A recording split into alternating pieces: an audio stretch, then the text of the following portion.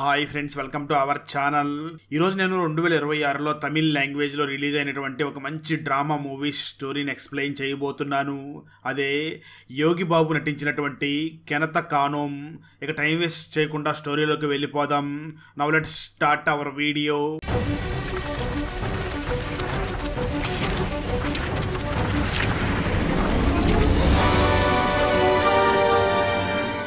Video start చేసే ముందు మన ఛానల్లో లాస్ట్ వీడియోకి వచ్చిన బెస్ట్ కామెంట్ ఏమిటో చూద్దాం. అండ్ ఈ కామెంట్ నేను పర్సనల్గా సెలెక్ట్ చేసింది అయితే కాదు, సాఫ్ట్వేర్ ఆటోమేటిక్గా ఈ వీడియోని లైక్ చేసి కామెంట్ చేసిన బెస్ట్ కామెంట్ని ర్యాండమ్గా సెలెక్ట్ చేస్తుంది. So keep commenting. నెక్స్ట్ మీ కామెంటే సెలెక్ట్ అయ్యే ఛాన్స్ ఉంది. And thanks for commenting. Now let's start our video. Open చేస్తే మూవీ స్టార్టింగ్ సీన్లోనే రామనంతపురం అనే ఒక గ్రామాన్ని చూపించగా, ఆ గ్రామంలో మిట్ట మధ్యాహ్నం ఒక బాగా వయసైనటువంటి వ్యక్తి చేతిలో చీపురు పెట్టుకొని ఊరు మొత్తం కూడా క్లీన్ చేస్తూ మిట్ట మధ్యాహ్నం ఆకాశం వైపు చూస్తూ, దేవుడా ఈ గ్రామం మీద ఒక్క బొట్టైనా వర్షం పడేలాగా చూడు అని గట్టిగా ఏడుస్తూ ప్రార్థిస్తూ ఉంటాడు. ఆ పెద్ద అయిన ఆకాశాన్ని చూసి ఆ విధంగా ప్రార్థిస్తూ, నేను చనిపోయే లోపు ఈ గ్రామంలో వర్షం పడుతుందో లేదో అని దీనంగా ప్రార్థిస్తూ ఉంటాడు. ఎందుకంటే ఆ గ్రామంలో వర్షం పడక చాలా ఇబ్బందులు పడుతూ నీటి సమస్యలు చాలా ఎక్కువగా ఉంటాయి. కట్ చేస్తే ఆ తర్వాత ఆ గ్రామంలో నీటి సమస్య బాగా తీవ్రంగా ఉండడంతో గ్రామంలో ఉన్న వాళ్ళందరూ కూడా ఒకసారి మనం కులదైవానికి పూజ చేస్తే ఏమైనా వర్షం పడుతుందేమో అని గ్రామంలో ఉన్న పెద్ద పెద్ద వాళ్ళందరూ కూడా ఊర్లో ఉన్నటువంటి గుడి దగ్గరికి చేరుకుంటారు. ఆ గుడిలోనే మన యోగి బాబు పూజారిగా వర్క్ చేస్తూ ఉంటాడు. అలా గ్రామంలో ఉన్న పెద్ద మనుషులందరూ కూడా గుడి దగ్గరికి రాగా, గుడిలో వర్క్ చేస్తున్నటువంటి ఆ యోగి బాబు మాత్రం అక్కడి నుంచి దూరంగా వెళ్లి ఒక చెట్టు కింద కూర్చొని రిలాక్స్ అవుతూ ఉంటాడు. గుడి దగ్గర పూజ చేయవలసినటువంటి యోగి బాబు గుడి దగ్గర లేకపోవడంతో వెంటనే యోగి బాబుని వెతుక్కుంటూ ఒక వ్యక్తి యోగి బాబు దగ్గరికి వెళ్లి, ఏంటయ్యా నువ్వు ఇక్కడ రిలాక్స్ అవుతున్నావా? అక్కడ గ్రామంలోని వాళ్ళందరూ కూడా కులదైవానికి పూజ చేయడం కోసం దేవుడి దగ్గరికి వచ్చి ఉన్నారు. వెంటనే గుడి దగ్గరికి రా, పూజ చేద్దు అని పిలుస్తాడు. ఆ మాటలు విన్న యోగి బాబు, ఇప్పటికి మీరు 1000 సార్లకి పైగా పూజ చేశారు, అయినా దేవుడు మీకు కరుణించలేదు కదా, మళ్ళీ పూజ చేయడానికి వచ్చారా అంటూ తిట్టుకుంటూ వెళ్లి అక్కడ పూజ చేస్తూ ఉంటాడు. అలా ఆ విధంగా నీటి సమస్యలు చాలా ఎక్కువ ఉండడంతో ఆ గ్రామంలో ఉన్న మహిళలందరూ కూడా చాలా కిలోమీటర్లు నడుచుకుంటూ వెళ్లి వాటర్ ని మోసుకుని వస్తూ ఉంటారు. దాంతో గ్రామంలో ఉన్న వాళ్ళందరూ కూడా వీళ్ళ సమస్యని కలెక్టర్ కి చెప్పాలి అని ట్రాక్టర్లో బిందులన్నీ తీసుకుని కలెక్టర్ ఆఫీస్ దగ్గరికి వెళ్లి కలెక్టర్ ని కలిసి, మా గ్రామంలో చాలా వాటర్ సమస్యలు ఉన్నాయి, మీరే మా గ్రామంలో ఉన్నటువంటి ఈ నీటి సమస్యని తీర్చాలి అని వేడుకుంటూ ఉంటారు. దానికి కలెక్టర్ వెంటనే వీళ్ళని చూసి, ఖచ్చితంగా మీకు వారం రోజుల్లో మీ సమస్యని తీర్చేస్తాను అని చెప్పి వీళ్ళని అక్కడి నుంచి పంపించేస్తాడు. అలా రోజులు గడుస్తూ ఉంటాయి. అయినా గవర్నమెంట్ నుంచి వాళ్ళకి ఎటువంటి పరిష్కారం రాదు. మరో పక్క గ్రామంలో నీటి సమస్య రోజు రోజుకి బాగా పెరిగిపోతూ ఉంటుంది.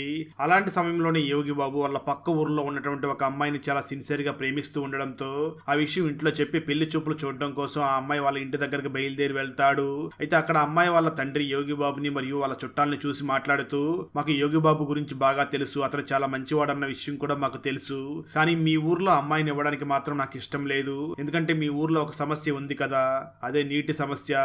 మీ ఊర్లో అమ్మాయిని ఇస్తే ఆ అమ్మాయిల నీళ్లు తేవడానికే సగం ఆయుస్ అయిపోతుంది. అందుకే నా కూతుర్ని మాత్రం మీ ఊర్లో ఇవ్వను. మీ ఊర్లో నీటి సమస్య తీరిపోయినప్పుడు చెప్పండి, ఖచ్చితంగా నా కూతుర్ని యోగి బాబుకి ఇచ్చి పెళ్లి చేస్తాను అని చెప్పి యోగి బాబు చుట్టాలను అక్కడి నుంచి పంపించేస్తాడు. దాంతో యోగి బాబు కూడా చాలా బాధపడుతూ అక్కడి నుంచి ఇంటికి వచ్చేస్తాడు. కట్ చేస్తే ఆ తర్వాత రోజు మార్నింగ్ గ్రామంలో ఉన్న పెద్ద వాళ్ళందరూ కలిసి అసలు మన గ్రామంలో భూగర్భ జలాలు ఎక్కడ ఉన్నాయో చెక్ చేయిద్దామని ఒక ఎక్స్పర్ట్ పిలిపిస్తారు. దాంతో ఒక పెద్ద మనిషి ఊరికి వచ్చి 2 కర్ర పొలాలను చేతిలో పట్టుకుని ఆ ఊర్లో భూగర్భ జలాలు ఎక్కడ ఉన్నాయో చెక్ చేయడం కోసం ఊరు మొత్తం తిరుగుతూ ఉంటాడు. పాపం తన ఆ ఊరు మొత్తం తిరుగుతూ ఉంటాడు, కానీ ఎక్కడా కూడా తనకి భూగర్భ జలాలు ఉన్నట్లుగా ఎటువంటి ఆనవాళ్లు కనిపించవు. అయినప్పటికీ తను ఆ ఊరు మొత్తం తిరుగుతూ ఉండగా చివరికి ఆ రోజు సాయంత్రానికి ఒక ప్లేస్ లో తన చేతిలో ఉన్నటువంటి కర్ర పొలాలు గిరగిరా తిరగడం మొదలు పెడతాయి. అయినప్పటికీ తను ఆ గ్రామం మొత్తం తిరుగుతూ ఉండగా చివరికి ఆ రోజు సాయంత్రానికి అక్కడ భూగర్భ జలాల కోసం వెతుకుతున్నటువంటి అతని చేతిలో ఉన్నటువంటి కర్ర పొలాలు ఒక్కసారిగా గిరగిరా అంటూ తిరగడం మొదలవుతాయి. దాంతో ఆ వ్యక్తి వెంటనే ఆ గ్రామంలో ఉన్నటువంటి పెద్దవాళ్ళందరినీ చూసి, ఈ ప్లేస్ లో బోరు వేసుకోండి, ఇక్కడ నీళ్లు పడతాయి, మీ గ్రామానికి ఉన్న సమస్య మొత్తం తీరిపోతుంది అని అంటాడు. అయితే ఆ ప్లేస్ యోగి బాబుదై ఉంటుంది. దాంతో గ్రామస్తులందరూ కూడా యోగి బాబు దగ్గరికి వెళ్లి, మన ఊర్లో కేవలం మీ ఇంటి ముందు మాత్రమే బోరు పడే అవకాశం ఉంది, అక్కడే భూగర్భ జలాలు ఉన్నాయి, నువ్వు అక్కడ మాకు బోరు వేసుకోవడానికి పర్మిషన్ ఇస్తావా అని అడుగుతూ ఉంటారు. ఆ మాటలు విన్న యోగి బాబు వెంటనే వాళ్ళందరినీ చూసి, నేను పర్మిషన్ ఇవ్వడం కాదు, అది మా తాత సంపాదించింది, సో మీరు వెళ్లి మా తాతను అడగండి, మా తాత ఒప్పుకుంటే నేను ఒప్పుకున్నట్లే, మీరు వెంటనే వెళ్లి మా తాతను అడగండి అని చెప్పి వాళ్ళ తాత దగ్గరికి పంపించేస్తాడు. నిజానికి యోగి బాబు తాత ఒక స్వతంత్ర సమరయోధుడై ఉంటాడు. గ్రామస్తులందరూ కూడా యోగి బాబు తాత దగ్గరికి దగ్గరికి వెళ్ళి భూగర్భ జలాలు మీ ఇంటి ముందు ఉన్నటువంటి ప్లేస్ లో మాత్రమే పడుతున్నాయి, అక్కడ మేము బోరు వేసుకోవడానికి మాకు పర్మిషన్ ఇవ్వండి అని అడుగుతూ ఉంటారు. అయితే యోగిబాబు తాత మాత్రం గ్రామంలో ఉన్న ప్రెసిడెంట్ మరియు పెద్దవాళ్ళందరినీ చూసి నా ఇంటి ముందు నేను బోరు వేయడానికి ఒప్పుకోను, కావాలంటే నా ఇంటికి కొంచెం ముందుకు వెళ్ళి అక్కడ బావి తవ్వుకోండి అని చెప్పడంతో గ్రామస్తులందరూ కూడా మళ్ళీ యోగిబాబు దగ్గరికి వెళ్ళి మీ తాతయ్య మీ ఇంట్లో బోరు వేయడానికి ఒప్పుకోలేదు, కానీ కొంచెం దూరంగా మాత్రం బావి తవ్వుకోమని చెప్పాడు అని చెప్పడంతో దానికి యోగిబాబు కూడా ఒప్పుకుంటాడు. గ్రామస్తులందరూ కూడా అక్కడ బావి తవ్వడానికి ఏర్పాట్లు మొదలు పెడతారు. యోగిబాబు మాత్రం ఇక్కడ బోరు పడితే మా సమస్యలన్నీ తీరిపోతాయి, అలాగే నేను ప్రేమించినటువంటి అమ్మాయితో నాకు కూడా పెళ్లి జరుగుతుంది అని చాలా ఆనందపడుతూ ఉంటాడు. కట్టిస్తే ఆ తర్వాత రోజు నుంచి యోగిబాబు స్థలంలో బావిని తవ్వడానికి ఏర్పాట్లు చేస్తూ ఉండడంతో యోగిబాబు కూడా వెంటనే తను ప్రేమించినటువంటి అమ్మాయి వాళ్ళతో మాట్లాడడం కోసం వాళ్ళ ఇంటికి బయలుదేరి వెళ్తాడు. ఆ అమ్మాయి వాళ్ళ ఫాదర్ వెంటనే యోగిబాబుని చూసి మాట్లాడుతూ నువ్వు ఇక్కడికి రావడానికి ముందే మీ గ్రామంలో ఏం జరిగిందో మొత్తం తెలుసుకున్నాను, మీ స్థలంలోనే బావి తవ్వడానికి ఏర్పాట్లు చేస్తున్నారంట కదా, నా కూతురిని నీకిచ్చి పెళ్లి చేయడానికి నాకు ఎటువంటి అభ్యంతరం లేదు అని అంటాడు. దాంతో యోగిబాబు వెంటనే ఆ తర్వాత రోజే తన చుట్టాలందరినీ కూడా తను ప్రేమించినటువంటి అమ్మాయి ఇంటి దగ్గరికి తీసుకుని వెళ్లడంతో యోగిబాబుకి తను ప్రేమించినటువంటి అమ్మాయితో ఎంగేజ్మెంట్ జరుగుతుంది. మరోపక్క యోగిబాబు స్థలంలో బావిని తవ్వుతూ ఉండగా సడన్ గా పెద్ద సౌండ్ వినిపిస్తుంది. దాంతో అక్కడ ఉన్న వాళ్ళందరూ కూడా గ్రామంలో నీటి సమస్యలు తీరిపోతాయని ఇక్కడ బావిని తవ్వుతుంటే ఇక్కడ రాయి పడిందా అనుకుంటూ ఉంటారు. వాళ్ళు రాయి పడిందేమో అనుకుని తవ్వుతూ ఉండగా ఇంకా పెద్ద శబ్దం వినిపిస్తూ ఉంటుంది. దాంతో అక్కడ తవ్వుతున్న వాళ్ళందరూ కూడా షాక్ అయ్యి వెంటనే యోగిబాబుని అక్కడికి తీసుకుని వస్తారు. యోగిబాబు కూడా అక్కడికి వెళ్ళి అక్కడ ఉన్నది చూసి ఒక్కసారిగా షాక్ అవుతాడు. ట్విస్ట్ ఏమిటి అంటే నిజానికి అక్కడ రాయి కాదు, కొన్ని వేల సంవత్సరాల క్రితం అంతరించిపోయినటువంటి డైనోసార్ యొక్క ఎముకల బాడీ అక్కడ లభిస్తుంది. దాన్ని చూసినటువంటి యోగిబాబు నీటి సమస్యను తీర్చుకోవడం కోసం ఇక్కడ బావిని తవ్వుతుంటే ఇక్కడ అడ్డంగా ఇది పడింది ఏమిటి అని దాన్ని చూసి గ్రామస్తులందరూ కూడా ఆశ్చర్యపోతూ ఉంటారు. అలా బావి తవ్వుతూ ఉండగా అక్కడ డైనోసార్ యొక్క ఎముకలు బయటపడడంతో ఆ విషయం తెలుసుకున్నటువంటి ఆర్కియాలజీ డిపార్ట్మెంట్ అక్కడికి చేరుకుని ఆ ప్లేస్ మొత్తాన్ని కూడా వాళ్ళ కంట్రోల్లోకి తీసుకుంటారు. అక్కడికి జిల్లా కలెక్టర్ కూడా వచ్చి వాళ్ళతో మాట్లాడుతూ ఉంటాడు. అంటే ఆర్కియాలజీ డిపార్ట్మెంట్ ఆ ప్లేస్ మొత్తాన్ని కూడా వాళ్ళ కంట్రోల్లోకి తీసుకుని అక్కడ దొరికినటువంటి ఆ డైనోసార్ ఎముకల మీద రీసెర్చ్ చేస్తూ ఉంటారు. కానీ గ్రామస్తులు ఎవరిని కూడా అక్కడికి లోపలికి రానివ్వకుండా ఉంటారు. దాంతో గ్రామస్తులందరూ కూడా ఇక్కడ మనం బావి తవ్వాలనుకున్నాం, కానీ ఈ ప్లేస్ మొత్తాన్ని వాళ్ళు హ్యాండ్ ఓవర్ చేసుకున్నారు, ఇప్పుడు మనం బావి ఎలా తవ్వుకోవాలి, మనం వాళ్ళతో మాట్లాడడానికి ట్రై చేసిన వాళ్ళు మనతో మాట్లాడడం లేదు అని ఆలోచిస్తూ ఉంటారు. సరిగ్గా అదే సమయంలో మన యోగిబాబు తాతయ్య వెంటనే అక్కడ రీసెర్చ్ చేయడానికి వచ్చిన ఒక ఆఫీసర్ దగ్గరికి వెళ్లి మాట్లాడుతూ మా గ్రామంలో చాలా సమస్యలు ఉన్నాయి, ఆ నీటి సమస్యలను తీర్చుకోవడం కోసమే మేము స్వచ్ఛందంగా ఇక్కడ బావిని తవ్వుకుంటున్నాం, అలా బావిని తవ్వే సమయంలోనే ఇక్కడ డైనోసార్ ఎముకలు కనిపించాయి, మీరేమో ఇక్కడికి వచ్చి ఏరియా మొత్తాన్ని కూడా మీ కంట్రోల్లోకి తీసేసుకున్నారు, రీసెర్చ్ చేసుకుంటున్నారు, కానీ మమ్మల్ని ఎవరో పట్టించుకోవడం లేదు, మా నీటి సమస్య గురించి ఎవరో పట్టించుకోవడం లేదు, దీనికి పరిష్కారం ఏమిటి అని అడుగుతూ ఉంటాడు. దాంతో ఆ మాటలు విన్నటువంటి ఆర్కియాలజీ డిపార్ట్మెంట్ లో ఉన్నటువంటి ఒక ఆఫీసర్ వెంటనే యోగిబాబు తాతయ్యని చూసి మాట్లాడుతూ మాకు మీ సమస్య గురించి అనవసరం, ఇక్కడ ఈ డైనోసార్ ఎముకలు దొరికాయి కాబట్టి వీటి మీద రీసెర్చ్ చేయాలి, వీటి గురించి బయటికి తెలిస్తే మన దేశానికి చాలా పేరు వస్తుంది అని అంటూ ఉంటాడు. అది యోగిబాబు వెంటనే ఆ ఆర్కియాలజీ డిపార్ట్మెంట్ లో ఉన్నటువంటి రెబాకా మరియు రామ్ అనే ఇద్దరు దగ్గరకు వచ్చి గొడవ చేస్తూ మీరు ఇక్కడ ఉన్నటువంటి డైనోసార్ ఎముకల్ని మీ ల్యాబ్ కి తీసుకుని వెళ్ళి అక్కడ పరీక్షించుకోండి, మేము ఇక్కడ బావి తవ్వుకోవాలి అని గొడవ చేస్తూ ఉంటాడు. అయితే వాళ్ళు మాత్రం కనీసం కొంచెం కూడా భయపడకుండా ఉంటారు, ఎందుకంటే గవర్నమెంటే వాళ్ళకి ఆర్థికంగా సహాయం చేస్తూ అన్ని విధాలుగా సపోర్ట్ చేస్తూ ఉంటుంది. దాంతో వాళ్ళు యోగిబాబు మాటలను అస్సలు పట్టించుకోకుండా ఉంటారు. మరోపక్క ఆ గ్రామ సర్పంచ్ కూడా ఆ ఆర్కియాలజీ డిపార్ట్మెంట్ వాళ్ళ మాటలు వింటూ వాళ్ళ దగ్గర డబ్బులు తీసుకుని వాళ్ళకే సహాయం చేస్తూ గ్రామస్తులందరినీ కూడా పక్కన పెట్టేస్తూ ఉంటాడు. మరోపక్క ఈ విషయాలు ఏవి తెలియనటువంటి ఆ గ్రామంలో ఉన్నటువంటి పెద్ద మనిషి మాత్రం ప్రతిరోజు కూడా చీపురు తీసుకుని వెళ్లి ఊరు మొత్తం కూడా క్లీన్ చేస్తూ మిట్ట మధ్యాహ్నం ఆకాశం వైపు చూస్తూ దేవుడా ప్లీజ్ నేను చనిపోయే లోపు మా ఊర్లో వర్షం పడాలి అని దేవుడికి దండం పెట్టుకుంటూ ఉంటాడు. కట్ చేస్తే ఆ ఆర్కియాలజీ డిపార్ట్మెంట్ మాత్రం ఆ ప్లేస్ ని ఇంకా వెడల్పు చేయాలి అని ఇంకా లోతుగా వెడల్పుగా తవ్వుతూ ఉంటారు. దాంతో మన యోగిబాబు హౌస్ ఒక్కసారిగా కింద పడిపోతుంది. గ్రామస్తులందరూ కూడా చాలా వేగంగా యోగిబాబు ఇంటి దగ్గరికి వెళ్ళగా ఆ ఇంటి లోపల ఉన్నటువంటి యోగిబాబు తాతయ్య అయినటువంటి స్వతంత్ర సమరయోధుడు అక్కడికక్కడే చనిపోయి ఉంటాడు. దాంతో యోగిబాబు అలాగే గ్రామస్తులందరూ కూడా చాలా బాధపడుతూ ఉంటారు. అప్పుడు ఒక గ్రామస్తుడు యోగిబాబును చూసి ఇంటి ముందు ఆర్కియాలజీ డిపార్ట్మెంట్ వాళ్ళు చాలా లోతుకు తవ్వేశారు కదా, కాబట్టి ఇంటి వెనకాలే మీ తాతయ్యకి ఆచార సాంప్రదాయం ప్రకారం దహన సంస్కారాలు చేద్దామని అంటూ ఉంటాడు.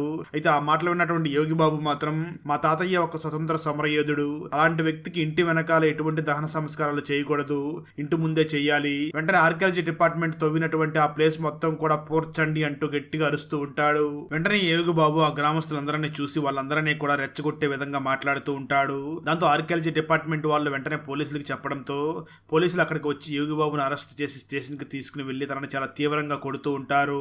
గ్రామస్తులు మాత్రం చాలా సమయం అయింది, ఇంకా వెయిట్ చేయడం మంచిది కాదు అని ఆ తర్వాత యోగి బాబు తాతయ్యకి ఇంటి వెనకాలకి తీసుకుని వెళ్లి అక్కడ దహన సంస్కారాలు చేస్తూ ఉంటారు. మరోపక్క పోలీసులు కూడా యోగి బాబును వదిలేయడంతో యోగి బాబు ఇంటికి తిరిగి వస్తూ దూరం నుంచి తన తాతయ్యకి జరుగుతున్నటువంటి దహన సంస్కారాలను చూసి చాలా బాధపడుతూ ఉంటాడు.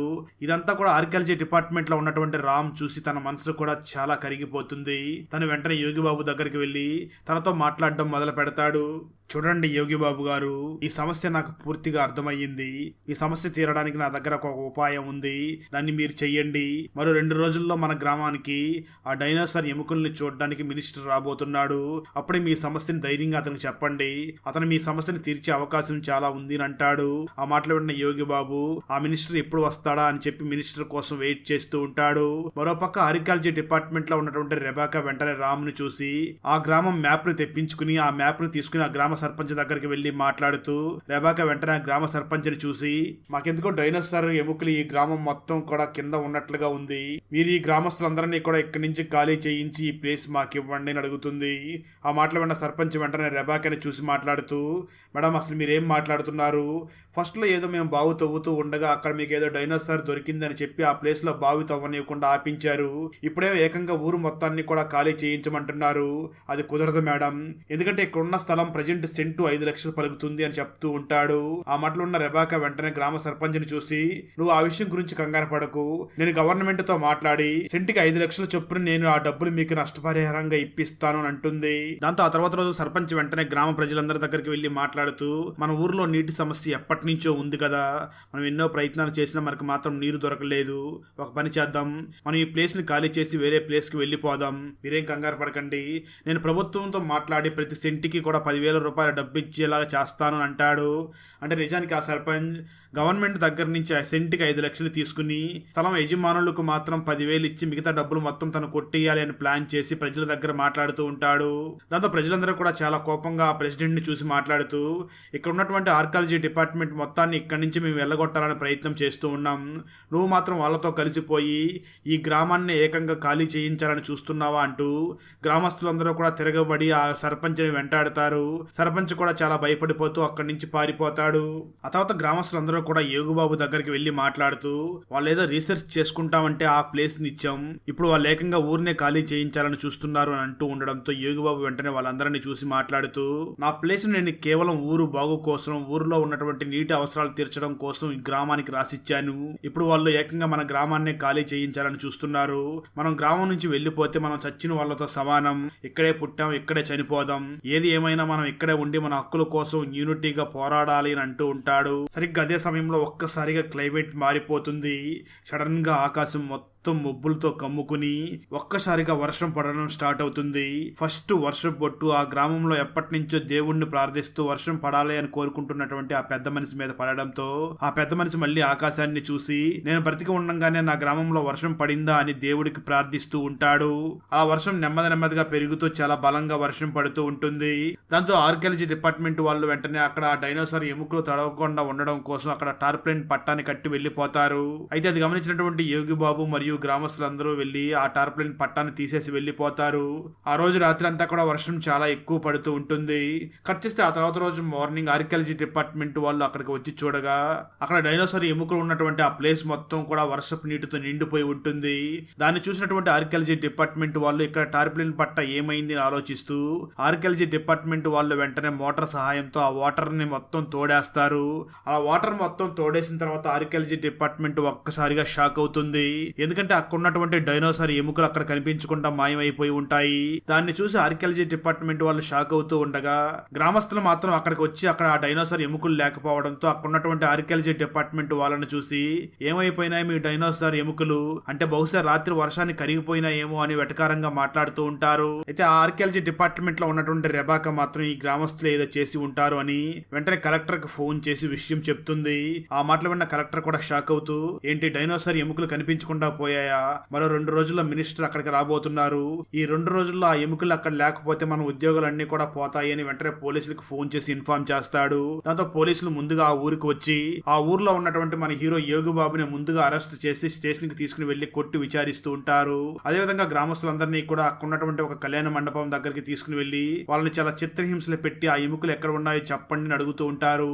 అయినప్పటికీ గ్రామస్తులు మాత్రం బాగా దెబ్బలు తింటూ ఆ డైనోసార్ ఎముకలు ఎక్కడ ఉన్నాయో అవి మాత్రం చెప్పకుండా దాచేస్తూ ఉంటారు. మరోపక్క యోగిబాబును కూడా ఆ కళ్యాణ మండపం దగ్గరికి తీసుకుని వచ్చి తనను కొడుతూ ఆ డైనోసార్ ఎముకలు ఎక్కడ ఉన్నాయి అని అడుగుతూ ఉంటారు. అయినప్పటికీ యోగిబాబు మాత్రం ఏమీ సమాధానం చెప్పకుండా ఉంటాడు. ఇక్కడే మనకు తెలిసేది ఏమిటి అంటే నిజానికి యోగిబాబే ఆ డైనోసార్ ఎముకల్ని ఆ ప్లేస్ నుంచి తీసి ఒక ప్లేస్ లో దాచిపెట్టేసి ఉంటాడు. అయితే పోలీసులు తనని ఎంత కొట్టినా సరే తను మాత్రం చెప్పకుండా ఉంటాడు.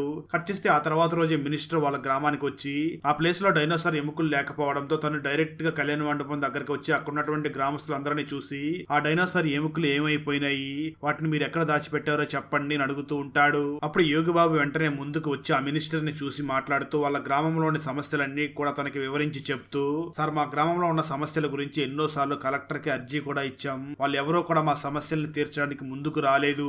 ఇప్పుడు మేము సొంత డబ్బులతో అక్కడ బావిని తవ్వించుకుంటూ ఉండగా అక్కడ వేల సంవత్సరాల క్రితం అంతరించిపోయినటువంటి ఈ డైనోసార్ ఎముకలు దొరికాయి అని ఆర్కియాలజీ డిపార్ట్మెంట్ వాళ్ళు ఆ ప్లేస్ మొత్తాన్ని కూడా వాళ్ళ స్వాధీనంలోకి తీసేసుకున్నారు.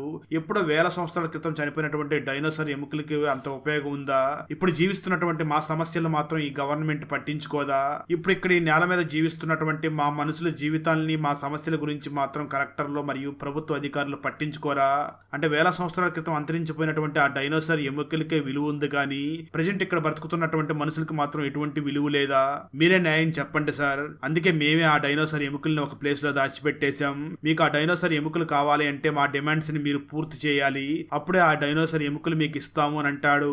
ఆ మాటలు విన్న మినిస్టర్ వెంటనే యోగిబాబుని చూసి సరే అసలు మీ డిమాండ్స్ ఏమిటో చెప్పండి అని అడుగుతాడు.